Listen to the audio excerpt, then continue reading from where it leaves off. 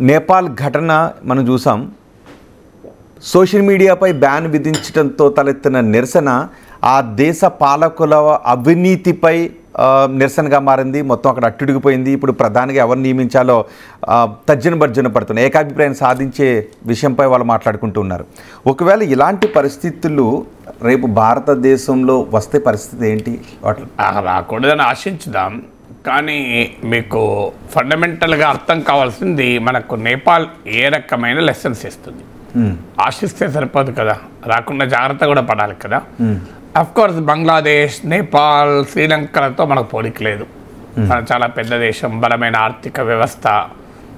ఇప్పుడు శ్రీలంక ఉందనుకో, అప్పుల పాలయ్యి అసలు ఆర్థిక పరిస్థితి భయంకరంగా దిగజారి ఒక దశలో ప్రభుత్వాలపైన ప్రజల కోపానికి అది కారణమైంది. మన దేశంలో కూడా ఆర్థికపరమైన ఛాలెంజెస్ ఉండొచ్చు. స్టిల్ మన దేశంలో మిక్స్డ్ సిగ్నల్స్. ఒకవైపు గ్రోత్ రేట్ బాగా ఉంది, మరోవైపు అన్ఎంప్లాయ్మెంట్ ఉంది. సో అక్కడికి మనకు ఉన్నటువంటి తేడా అది. ఇక బంగ్లాదేశ్లో షేక్ హసీనా నిరంకుశ ప్రభుత్వానికి వ్యతిరేకంగా పెద్ద ఎత్తున ప్రజల్లో అసంతృప్తి, ఆమె ఎన్నికలే ఫార్స్గా మార్చి అపోజిషన్ పోటీ లేకుండా చేసి అవన్నీ కూడా బంగ్లాదేశ్లో చేశారు. నేపాల్లో భయంకరమైన రాజకీయ అవినీతి, రాజకీయ అస్థిరత, 17 ఏళ్లలో 15 గవర్నమెంట్లు మారడం, 20% అన్ఎంప్లాయ్మెంట్ పెరిగిపోవడం కారణం. కానీ ఈ 3 కంట్రీస్ లాగా బలహీనమైన రాజకీయ ఆర్థిక వ్యవస్థ భారత్ కాదు. కానీ మనము నేర్చుకోవాల్సిన గుణపాఠాలు ఏంటంటే, ఒకటి, ప్రభుత్వాలకు ప్రజలకు గ్యాప్ పెరిగితే ప్రజలు ఎక్కువ కాలం దాన్ని అంగీకరిస్తారని మనం అనలేము. నేపాల్లో జరిగింది అదే. రాజకీయ వ్యవస్థ ఒక గొప్ప ప్రామిస్తో అక్కడ రంగంలోకి దిగింది. అంటే 2006లో రాచరిక వ్యతిరేక పోరాటం విజయవంతమై బహుళ party democracy, multi party democracy వచ్చింది. నేపాలీలు ఆశించింది ఏంటంటే ఒక కొత్త యుగం ఆవిష్కృతమవుతుందని. కానీ రాజకీయ నాయకులు తమ పదవులు కాపాడుకోవడానికి అవకాశవాద పొత్తులు, ఈ పార్టీ ఆ పార్టీ ఆ పార్టీ ఈ పార్టీ, ఎవడు ఎప్పుడు ఎవరితో కలుస్తాడో తెలియని పరిస్థితి. ఏ ప్రధానమంత్రి ఏడాది ఉండడం కష్టం. ఈ ప్రభుత్వం రంగంలో ఉంటే ఇంకోడెవడో లాగేస్తాడు. సో ఈ పొలిటికల్ ఇన్స్టెబిలిటీ డెమోక్రసీని ఒక ఫెయిల్డ్ ఎక్స్పెరిమెంట్గా మార్చింది. తర్వాత ఎకానమిక్ క్రైసిస్. ఇది పేద దేశం. సో 7% దాకా పాపులేషన్ మైగ్రేట్ అవుతారు.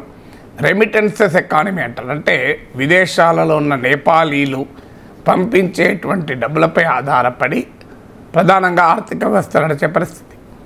సో అందువల్ల ప్రజలు, మరోవైపు రాజకీయ నాయకుల పిల్లలు, ఉన్నతాధికారుల పిల్లలేమో బ్రహ్మాండంగా విలాసవంతమైన జీవితాన్ని గడపడం, ప్రజలేమో నిరుద్యోగం, పేదరికంతో బాధపడడం. సో ఈ ఎలీటిజాన్ని ప్రజలు సహించలేకపోయారు. Country Delight buffalo milk start చేసాము. ఫస్ట్ పిల్లలకి ఇచ్చినప్పుడు కానీ, మేము పెరుగు తిన్నప్పుడు కానీ, మేము చిన్నప్పుడు తిన్న ఓల్డెన్ డేస్ గుర్తొచ్చాయి మాకు. మీగడ కానీ, మీగడ కూడా పాలు కాచాక మీగడ బాగా రావడం, అప్పుడు మా చిన్ననాటి రోజులు గుర్తొచ్చాయి అన్నమాట. భయంకరమైన అవినీతి. సో దాన్ని ప్రజలు తిరగబడ్డారు. ఈ ధోరణులన్నీ మన దేశంలో కూడా ఉన్నాయి, లేవని కాదు. అంటే ప్రజల దృష్టిని మళ్లించడానికి జిమ్మిక్లు, కేపీ శర్మ ఓలి మతాన్ని కూడా ఉపయోగించుకునే ప్రయత్నం చేసి ప్రజల ఆర్థిక అంశాల నుంచి ప్రజల దృష్టి మళ్లించడానికి మతభావాల్ని రెచ్చగొట్టే కార్యక్రమం కూడా చేశారు. కానీ అవన్నీ ఏవి ఫలించలేదు, ప్రజలు అంగీకరించలేదు. సో అందువల్ల ఆఖరికి ప్రజల ప్రశ్నల్ని తప్పించుకోవడానికి సోషల్ మీడియాలో నిషేధం విధించాడు. అది ఇంకా ప్రజలకు ఆగ్రహం తెప్పించింది. అంటే మీరు చేస్తున్న పనికి మాలిన పనులను మమ్మల్ని ప్రశ్నించలేక చేస్తున్నారా అని. అందువల్ల పొలిటికల్ సిస్టమ్ ఫెయిల్ కాకుండా, ప్రజల్ని ఫెయిల్ చేయకుండా, ఫూల్ చేయకుండా ఉండాలి. ఇప్పుడు అక్కడ అన్ని పార్టీల నాయకులపైన ప్రజలు తిరగబడ్డారు. ఎందుకంటే ఇదే ఒక కోపం ఏంటంటే ఎంటైర్ పొలిటికల్ క్లాస్ పైన. పొలిటికల్ క్లాసే కాదు, సుప్రీంకోర్టుపై కూడా అటాక్ చేశారు, మీడియా పైన అటాక్ చేశారు. అంటే మీరంతా దొంగలు, మమ్మల్ని దోచుకుంటున్నారు అని. సో ఈ ట్రెండ్ ఎప్పుడైతే అంటే ప్రజలు రాజకీయ వ్యవస్థతో, రాజ్యాంగ వ్యవస్థలతో సంతృప్తి చెందకపోతే అంబేద్కర్ హెచ్చరిస్తాడు, ఆ ప్రజలే ఆ రాజ్యాంగాన్ని చిదిమి వేస్తారు, చెరిపి వేస్తారని హెచ్చరించాడు. అన్ఫార్చునేట్లీ నేపాల్లో ఇవాళ ఆ పరిస్థితి మనం చూస్తున్నాం. సో అందువల్ల అక్కడ ప్రజలు రాజకీయ వ్యవస్థకు మధ్య ఉన్న గ్యాప్ ఏంటో అనేది మనకు ఒక ఇండికేటర్. రెండవది, రాజకీయ అవినీతిని ఒకే తాను ముక్కలుగా రాజకీయ పార్టీలు దొంగలు ఊర్లు పంచుకున్నట్టుగా ఉంటే ప్రజలు అంగీకరించడానికి సిద్ధంగా లేరు అనేది కూడా ఒక ఉదాహరణ. మూడవది, ప్రజల్లో ఉండేటువంటి ఆగ్రహావేశాలని నిర్బంధంతో అణచివేయలేవు, ప్రజల స్వేచ్ఛల్ని హరించడం ద్వారా అణచివేయలేవు అనేది కూడా ఒక ఉదాహరణ. మీకు బంగ్లాదేశ్లో కూడా అదే కనబడింది. మీకు అక్కడ కూడా విద్యార్థులు తిరగబడ్డారు. శ్రీలంకలో రాజపక్షల్ని వాళ్ళ కుటుంబ అవినీతి, మన దగ్గర లాగానే రాజకీయ కుటుంబాలు దశాబ్దాల పాటు. ఇప్పుడు బంగ్లాదేశ్ పరిస్థితి షేక్ హసీనా కుటుంబం, ఖాలిదా జియా కుటుంబం. సో మీకు శ్రీలంకలో కూడా రాజపక్షల కుటుంబం. సో రాజకీయాల్ని తమ కుటుంబ ఆస్తులుగా పార్టీలను మార్చి కుటుంబ రాజకీయాలతో కుటుంబాలే బాగుపడుతుంటే ప్రజలు తిరగబడకుండా ఎంతకాలం ఉండగలరనడానికి ఒక ఉదాహరణ. అందువల్ల రాజ్యాంగబద్ధమైన పాలన ఫెయిల్ అయితే జరగబోయే పరిణామాలు ఏంటి అని అందుకే చీఫ్ జస్టిస్ ఈ మధ్య హెచ్చరించని మీరు గమనించుంటారు. నేపాల్ పరిణామాలు చూస్తే మన రాజ్యాంగం పైన గౌరవం పెరుగుతుంది. రాజ్యాంగ వ్యవస్థలలో ఏదైనా ఒకటి విఫలమైతే సుప్రీంకోర్టు చూస్తూ ప్రేక్షక పాత్ర పోషించలేదు అని హెచ్చరించాడు. అందువల్ల we have to learn the lessons from electoral democracy. ప్రజలను సంతృప్తి పరచనప్పుడు ప్రజలు తిరగబడతారు. సో ఎంతకాలం నేను వాపలే. అందులో ఇది ఒక ఆధునిక యుగం. ఈ యుగంలో ఒకప్పట్లాగా మీడియాను కంట్రోల్ చేసి, నరేటివ్ను కంట్రోల్ చేసి, పబ్లిక్ ఒపీనియన్ కంట్రోల్ చేసి మేము చెప్పిందే వేదం అనుకుంటే సాధ్యం కాదు. ఇవాళ ఒక స్వేచ్ఛాయుతమైనటువంటి సోషల్ మీడియా ప్రపంచం వచ్చింది. ప్రజలు స్వేచ్ఛగా విశృంఖలతో ఉండొచ్చు, పనికిమాల లక్షణాలు చాలా ఉండొచ్చు. కానీ అదే సమయంలో ప్రజలు స్వేచ్ఛగా భావాలు వ్యక్తం చేసేటువంటి స్వభావం కూడా అందులో ఉంది. అందుకే ప్రజలు తమ మీకు ఒకవైపు prominent social media site Facebook, Twitter, X, అలాగే యూట్యూబ్ వీటన్నిటి బ్యాన్ చేసినా టిక్టాక్లోనో లేకుంటే మరో దాంట్లోనో ప్రజలు తమ భావాల్ని వ్యక్తం చేశారు. ప్రజలు ఏకమై తిరగబడ్డటువంటి పరిస్థితి కూడా మనం చూస్తున్నాం. అందువల్ల Nepal should be a lesson for us. డెమోక్రసీలో లోపాలుంటే దాన్ని రాచరికమో నిరంకుశత్వం పరిష్కారం కాదు. కానీ ప్రజాస్వామ్యం ప్రజలకు ఏమవుతుందంటే ఆల్టర్నేటివ్ ఉంటే లేనప్పుడు మా వెనకాలే ఉంటారని పార్టీలు అనుకుంటాయి. ఏ ఆల్టర్నేటివ్ లేకపోతే స్టేట్లెస్ సొసైటీకి ఇప్పుడు నేపాల్ పరిస్థితి ఏంటి?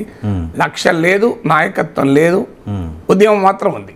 అంటే ప్రజల ఆకాంక్షలు లెజిటిమేట్, ప్రజల కోపం న్యాయబద్ధమైంది, ధర్మబద్ధమైంది. కానీ వాళ్ళ ముందు పరిష్కారం ఏంటో తెలియదు. అందుకే ఇప్పుడు మీరు మొదట్లో అన్నారు చూడండి, అయోమయ పరిస్థితి ఏంటి అని. అయోమయ పరిస్థితికి కారణం ఏంటంటే ఒక ఆర్గనైజ్డ్ పొలిటికల్ బ్యాటిల్ లేకుండా పోయింది. అందువల్ల ఇంకా ప్రమాదకరం వాస్తవానికి. అది రాచరికం లాంటి శక్తులకు బలాన్ని ఇస్తుంది. ఇప్పుడు మన దగ్గర కూడా ప్రజల మౌలిక అంశాలను పట్టించుకోకుండా ప్రజల్ని మతం పేరిటో మరో దాని పేరిటో భావోద్వేగాలు రెచ్చగొట్టి అధికారులకు వస్తూ ఉంటారు. కొన్ని కుటుంబాలే కోట్లు పడగలెత్తుతారు. ఇప్పుడు భారత రాజకీయ వ్యవస్థ మొత్తం తీసుకుంటే ఒక 20-30 కుటుంబాలు ఉంటాయి.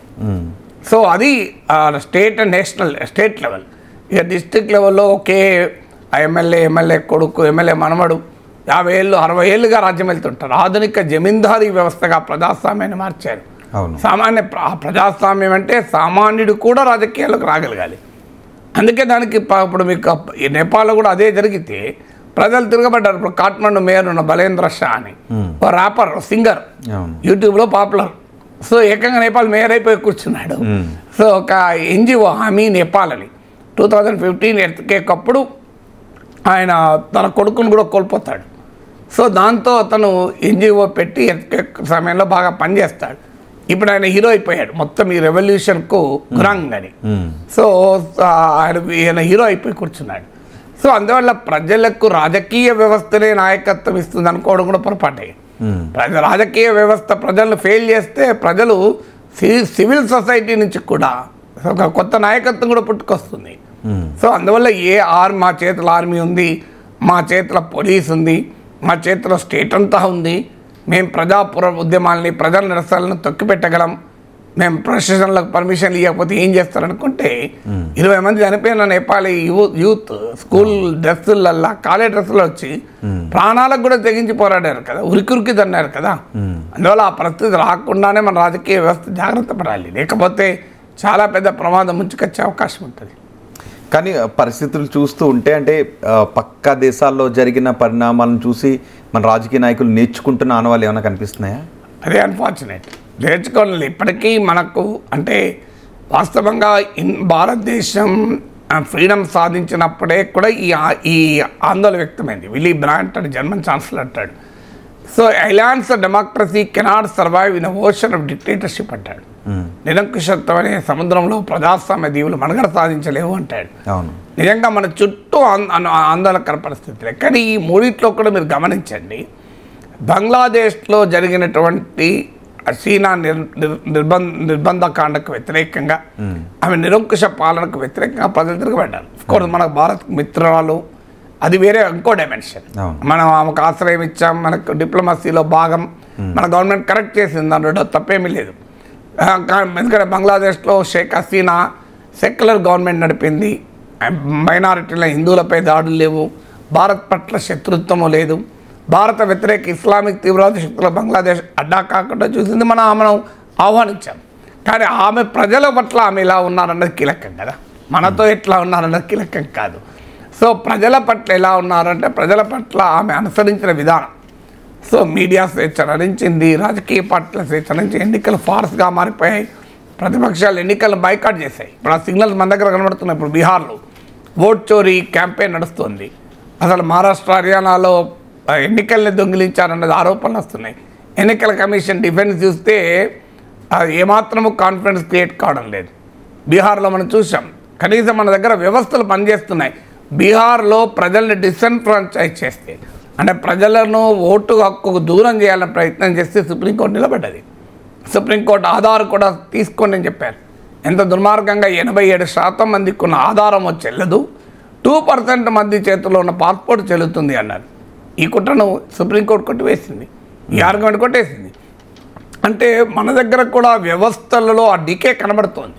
కానీ అట్లీస్ట్ కొన్ని వ్యవస్థలు పనిచేస్తున్నాయి. ఇప్పుడు ధర్మం 4 పాదాల్లో నడవకపోయినా ఒక్క పాదంతో నడుస్తుంది అని ఆనందపడాలి. సో అందువల్ల మన దగ్గర కూడా మీడియాను కంట్రోల్ చేసి నరేటివ్ను కంట్రోల్ చేయాలి. మీరు రాత్రి 7 దాటంగా నేషనల్ ఛానల్ చూడండి, అసలు చూడబుద్దు కాదు. ఎందుకంటే completely one sided. Ravish Kumar దాన్ని గోధీ మీడియా అని పేరు పెట్టాడు. అంటే మోడీ ఒడిలో ఉంటుంది ఆ మీడియా అని. మన తెలుగు ఛానళ్ళు చూడండి, ఏదో ఒక రాజకీయ పార్టీకి అనుకూలం, నీకు స్వతంత్రంగా ప్రజల సమస్యల్ని జనంలోకి తీసుకొచ్చి వాటిపైన కవరేజ్ లేదు. సోషల్ మీడియాను కూడా వారే కంట్రోల్ చేసి ఒక పబ్లిక్ నరేటివ్ను కంట్రోల్ చేసే ప్రయత్నం రాజకీయ పార్టీలు చేస్తారు. You cannot manage people through narrative building. రోజు ఏదో ఒక కహాని చెప్పి ప్రజల్ని సంతృప్తి పరచలే కదా.